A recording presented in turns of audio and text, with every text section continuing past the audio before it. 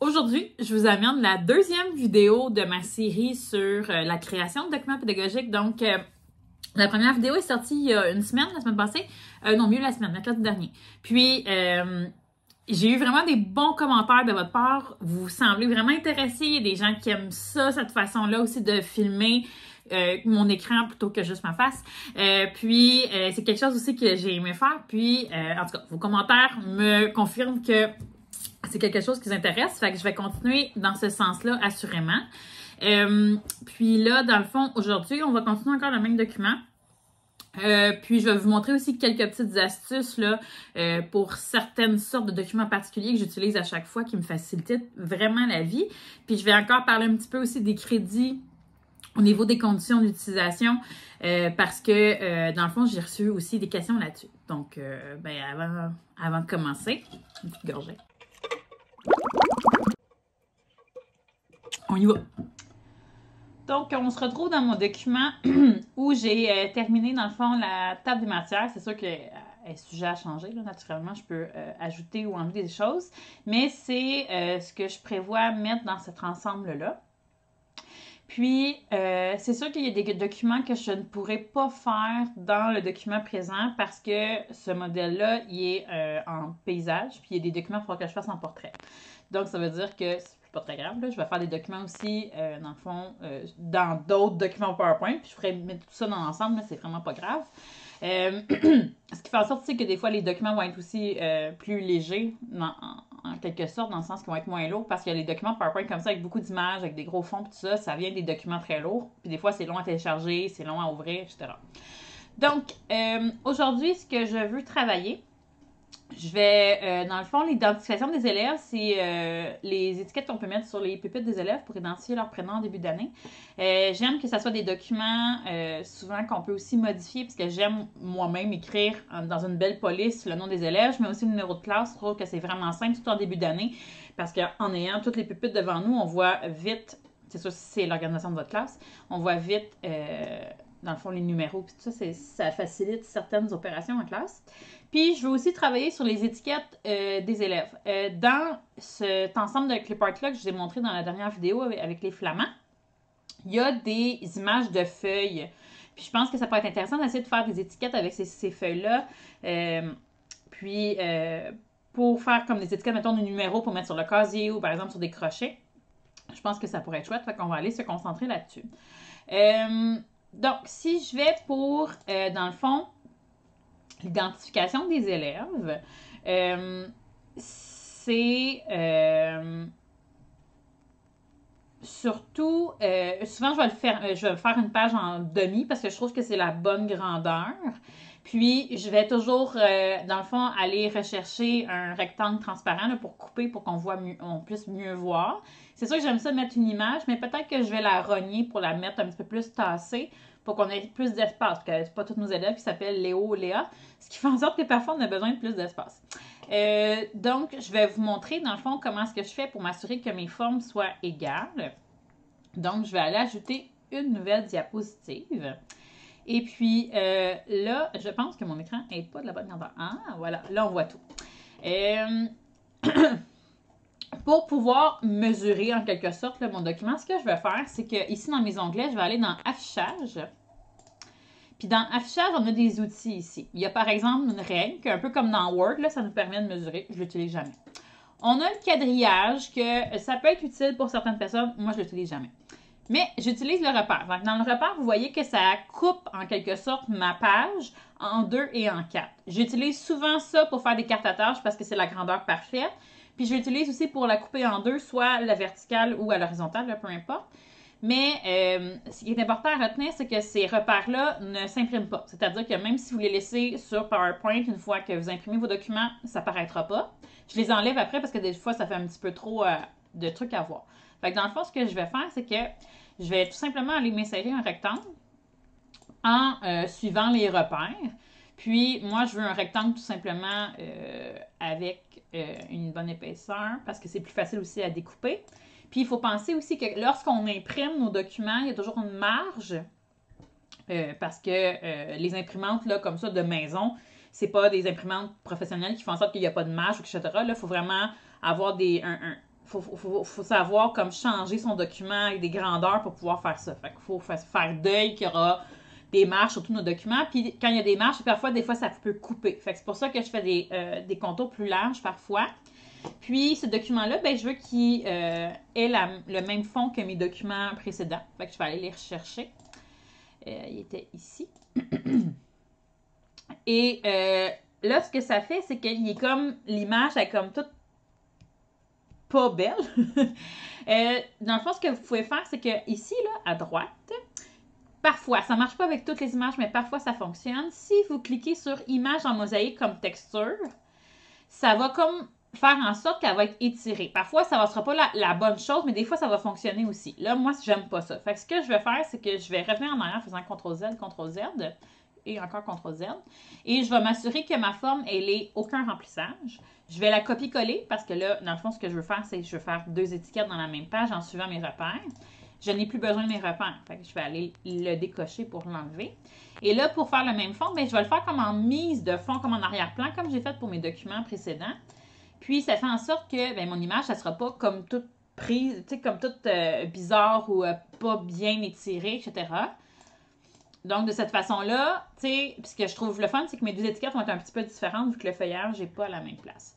Maintenant, écrire des prénoms d'élèves là-dessus, c'est sûr qu'on ne verra rien autant pour les enfants que pour nous. Donc, c'est important pour moi que ça soit visible. Donc, c'est là que je vais venir ajouter mes rectangles transparents. Puis, aussi que c'est là aussi que je vais venir ajouter mon nom en bas. Maintenant, pour les images, c'est les mêmes images que ici. J'ai juste fait copier-coller, puis je l'ai inversé. Pour pouvoir inverser une image, donc ça, c'est l'original. Quand j'insère l'image, elle est de ce côté-là. Et dans le fond, c'est quand je clique sur l'image 2 fois au format de l'image, dans mes outils en haut, j'ai rotation ici. Si je fais retourner horizontalement, c'est ce que ça fait. Je peux aussi le retourner verticalement. Ça ne sert pas à grand-chose. Je peux le faire pivoter aussi. Parfois, ça peut être intéressant. Donc, ça peut être cool que le flamant rose fait juste regarder comme ça. Mais c'est pas ça que je veux. CTRL-Z. Puis, je fais aussi... dans les autres options, je pourrais aussi aller tout jouer si je veux le bouger d'une certaine façon. Mais sinon, ce qu'on peut faire aussi, c'est que quand on clique dessus, il y a une espèce de petite flèche ici. Puis là, je peux aller le bouger aussi dans le sens que je veux. Mais là, je pense pouvoir peut-être le cacher un peu comme ça. OK? Je pourrais le laisser comme ça parce que c'est sûr qu'en l'imprimant, ça va se couper de toute façon sur ma feuille. Mais si je veux être encore plus, mettons, précise, je peux cliquer dessus et aller dans Rogner. Quand il y a 2 options dans Rogner, puis celle en dessous est vraiment intéressante, mais c'est comme un peu plus complexe. Mais celle-là en premier, quand c'est une forme qui est rectangulaire ou carrée, c'est vraiment simple. Tout ce qu'on a à faire, c'est d'aller bouger, dans le fond, nos limites de notre forme. C'est pas précis parfois où on veut le faire, mais là, on reclique sur Rogner, donc ça enlève une partie de ma forme. J'ai juste besoin d'aller la bouger. Là, vous voyez, il y a comme un... Je sais pas si je vais grossir un peu en zoom. On voit qu'il y a comme une petite craque. Fait que là, je vais juste aller bouger pour m'assurer que l'image arrive flush en bon français à mon cadre. Et là, ce que je peux faire, c'est que je peux la copier-coller et elle va rester comme ça. OK? Donc, elle va rester rognée. Puis, je peux aller la changer de côté pour aller faire mon étiquette en bas. M'assurer que ça arrive aussi en bas. Ce que je peux faire aussi, c'est que, par exemple, là, je l'ai copié-collé rogné. Mais si je clique dessus et je reclique sur Rogner, je peux aller rechercher ma forme ou la recouper encore au besoin. Okay? Donc, je ne suis pas nécessairement obligée d'aller insérer une nouvelle forme encore puis de recommencer à 0, ce qui est vraiment chouette. Donc, pour l'instant, mes étiquettes de base, je trouve que ça serait correct. Là, est-ce que j'ajoute des petits éléments? Je trouve que le fond est quand même assez intense. Donc là, peut-être d'ajouter quelque chose, peut-être pas. Sauf que ce que j'aime faire, moi, par exemple, c'est d'ajouter des possibilités un petit peu plus neutres, ce qui veut dire que je vais copier-coller. Donc là, en copiant-collant, ça a gardé tout sauf mon arrière-plan. Fait que ce que je peux faire, c'est que je peux aller changer mon arrière-plan. Puis, je vais aller mettre une de mes images que j'ai depuis très, très longtemps. C'est mes fonds qui sont ailleurs. Vraiment loin. Dans mon backup. Dans images. Ce sont des fonds que j'avais construits moi-même pour, dans le fond, qui matchent avec mes Ah, c'est pas tout à fait la bonne couleur. Qui match avec voyons, mon logo. Mais là, c'est peut-être. Puis si je le mets jaune, c'est un peu intense. Puis ici, par exemple, je vais mettre un fond comme ça, un de mes fonds. Quand même pas pire. Mais le bleu fonctionne pas vraiment avec le menthe. C'est ça qui m'énerve. C'est pas tout à fait ça que je veux. Puis le reste, qu'est-ce que ça fonctionnerait? Ça, c'est déjà mieux. Fait que je trouve que c'est comme... Mais je trouve que ça ne fit pas vraiment avec mon fond. Fait que je vais laisser ça comme ça, je vais y revenir. Maintenant, pour pouvoir rendre le document modifiable, c'est-à-dire que quelqu'un qui achèterait ce document-là, le télécharge sur son ordinateur et là veut ajouter les noms de ses élèves. Je m'excuse, ma voix cette semaine. Prendre une autre gorgée de café glacé.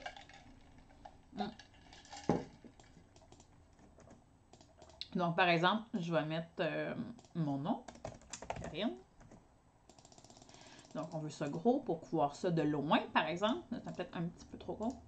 De cette façon-là, c'est sûr que là, moi, je l'ai en PowerPoint, je peux le faire. Sauf que quand on partage un document, on ne veut pas nécessairement que les gens puissent aller bouger nos éléments ou encore aller enlever notre signature, par exemple. Donc, qu'est-ce qu'on fait?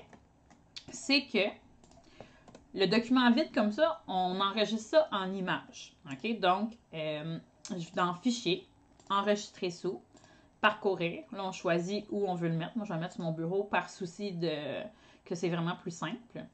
Et là, dans le type, je peux le mettre en PowerPoint, mais là, moi, je le veux en image. Donc, je vais aller faire format JPEG.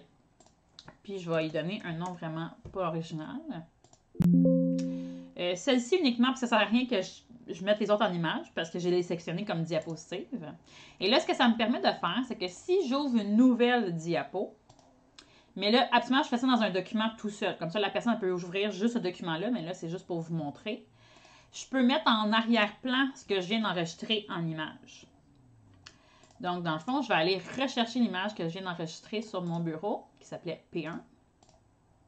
Et là, c'est en image. Ça veut dire que je ne peux bouger absolument rien, mais je peux quand même ajouter, par exemple, mon texte.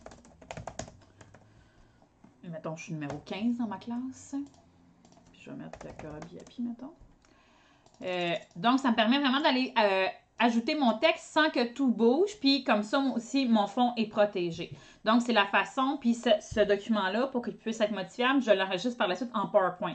Ce qui veut dire que les gens qui vont acheter l'ensemble, qui vont ouvrir ce document PowerPoint-là, vont avoir accès à ce fond-là, avec cette image-là, puis vont pouvoir ajouter le texte qu'ils veulent. Ils peuvent aussi l'utiliser pour d'autres choses, genre étiqueter des paniers, genre à corriger. C'est ce qui est chouette avec les documents modifiables. Donc, voilà pour ça. Ensuite de ça, je vais changer de document. OK. Maintenant, ce que je veux faire, c'est de faire des plus petites étiquettes qui peuvent être utilisées encore là à plusieurs escients. Puis, mon but, c'est encore de le faire modifiable. Donc, souvent, dans ce genre de documents-là, j'essaie le plus possible que ce soit modifiable pour que les profs puissent vraiment les adapter à leurs besoins. Dans mon ensemble de clipart avec mes flamants roses, il y a celui-là ici qui est dans le fond, il y a ça un topper parce que je peux mettre comme une forme en dessous, puis ça vient comme sur le dessus. C'est comme si le flamant regardait par-dessus. Puis je trouve ça intéressant pour pouvoir faire des étiquettes, par exemple, pour afficher sur un crochet ou un casier. Donc là, ce que je vais faire, c'est que je vais aller, je pense, qu'est-ce qui serait le mieux, c'est d'aller insérer un rectangle à peu près de la bonne grosseur. Encore là, vous me voyez venir. Je vais aller faire ce que j'aime le plus. Et là, je vais le reculer pour que le flamant soit comme par-dessus. Puis je vais juste aller le bouger un petit peu avec mes flèches pour m'assurer. Donc ça, je trouve ça vraiment chouette, mais je pense que je vais essayer d'égaler l'épaisseur avec l'épaisseur du flamant. Fait que ça a vraiment l'air plus d'une étiquette. C'est sûr que je pourrais le laisser blanc. Je pourrais aussi le mettre de couleur. Ce que je veux vous montrer maintenant, c'est que par exemple, si je décide d'ajouter... Mettons, là, j'ai une image d'ananas, je pense. Bon. Là, je vais aussi ajouter une petite image d'ananas dans le coin parce que je trouve que ça fait cute comme ça ici. OK? Donc, je pourrais le laisser comme ça. Je pourrais le grossir, le mettre aussi juste comme ça. Je pourrais aussi venir le mettre comme ici pour comme compléter mon étiquette. Donc, il y a plusieurs manières de faire.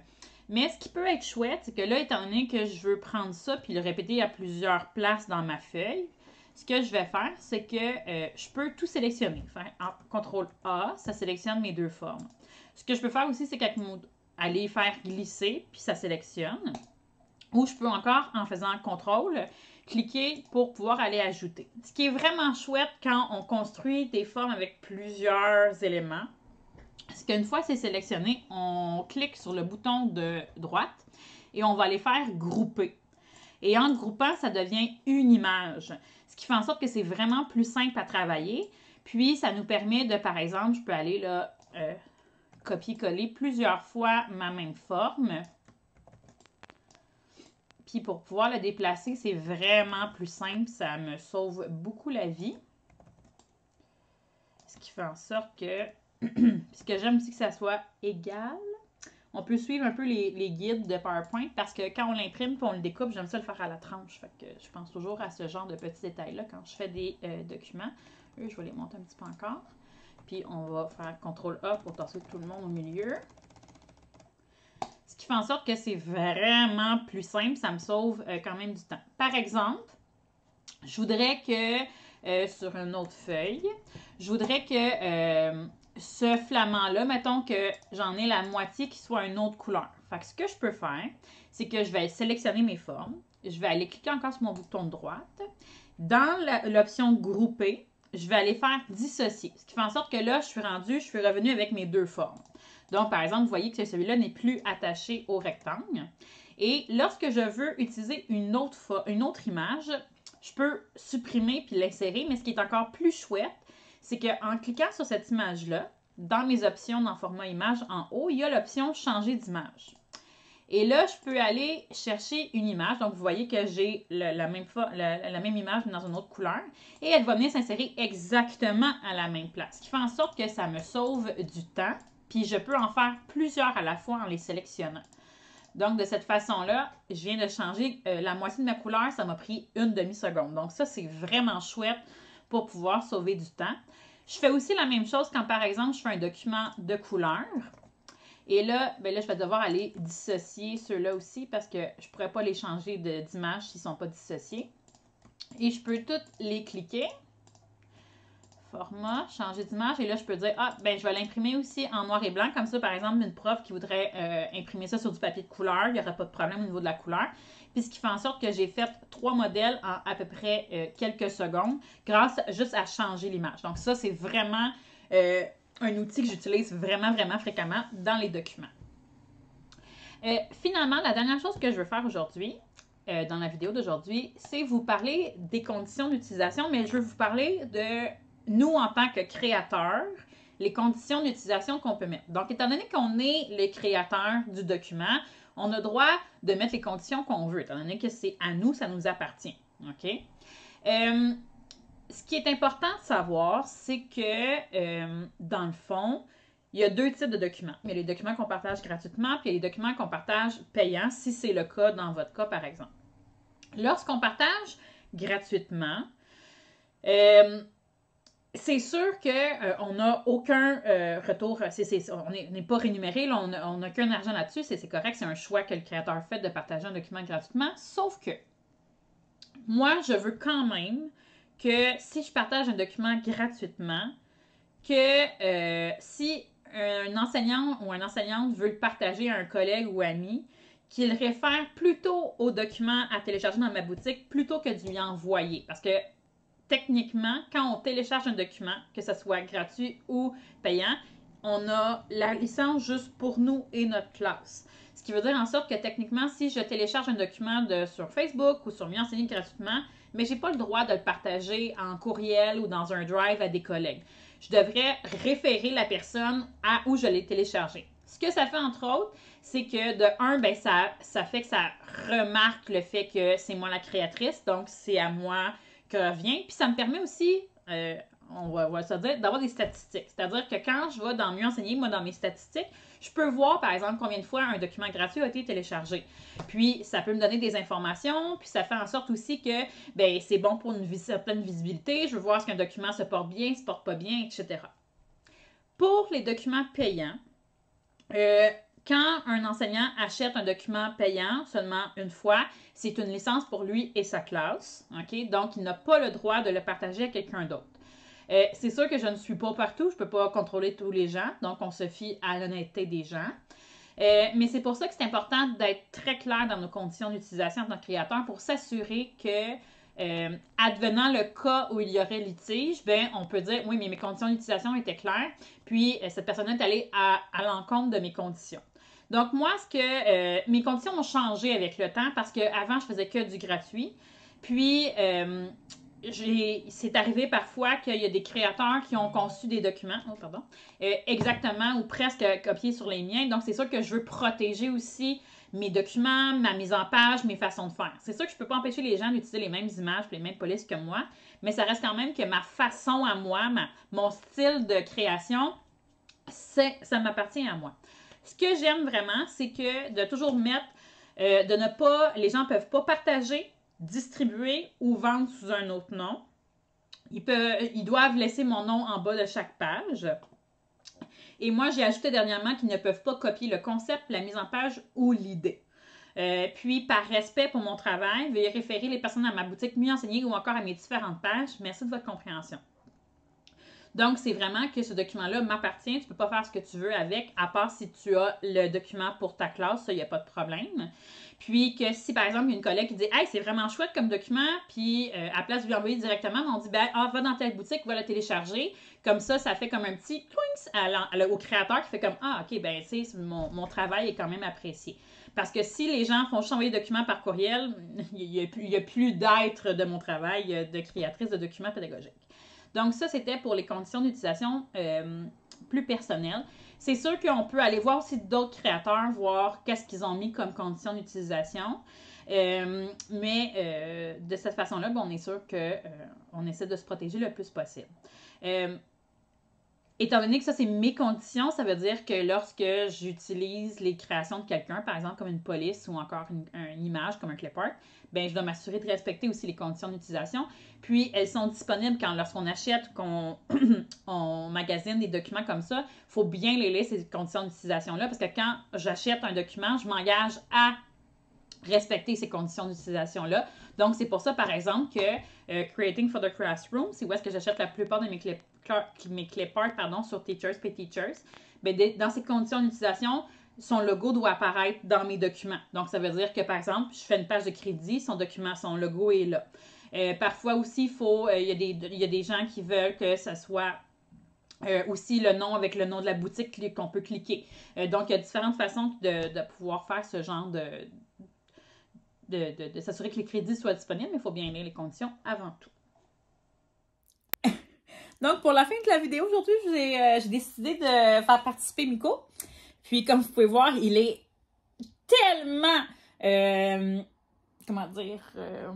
joyeux de ma création de documents. Donc, quand je travaille sur l'ordinateur, Miko est toujours sur son fauteuil ici à faire des siestes et des siestes à plus finir. Puis, lorsque je parle à mon ordinateur, comme quand je fais des vidéos, ça l'endort encore plus. Donc, j'espère que vous avez apprécié la seconde vidéo de la création de documents. Aujourd'hui, c'est sûr que je peux pas... J'essaie de garder quand même les vidéos courtes parce que je veux pas que ça soit trop long. Tu sais, autour de 15 minutes, je trouve que c'est juste parfait. J'ai parlé de quelques petits outils. Puis, encore là, si vous avez des questions, par exemple, pour mes prochaines vidéos, des suggestions d'outils ou de techniques que vous voudriez que je vous montre, dont je parle dans mes vidéos, écrivez-moi en commentaire, ça va me faire vraiment plaisir. Puis, ben, j'espère que vous avez apprécié, plus que Miko en tout cas. Donc, on se dit à la prochaine!